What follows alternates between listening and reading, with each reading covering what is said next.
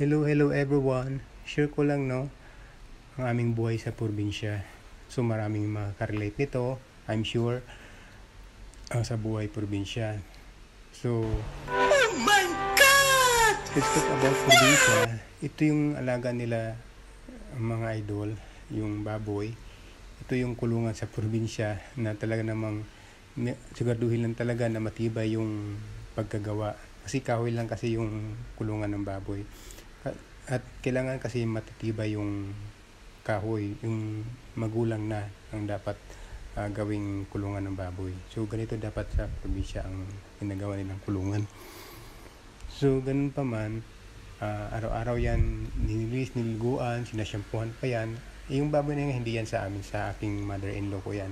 So alam naman natin na magaling yung mother-in-law ko mag-alaga ng baboy. Talagang masipag at talagang consistent talaga na mag-alaga ng baboy. So magaling mag-alaga, magaan ang kamay. So hindi na mahirap gawin mag-alaga ng baboy kasi alam mo kung bakit.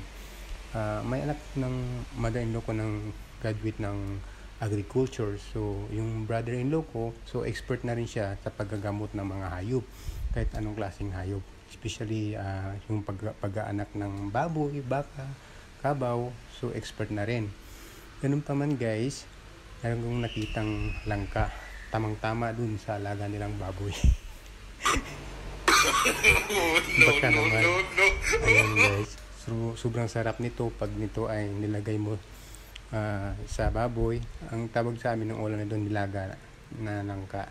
So itong malimit na ulam sa probinsya, lalo na pag may mga kasal, birthday, ayun ang talagang nilaga talaga ang siniserve. So masarap kasi guys ang ganitong luto ng langka, pag may maraming tanglad.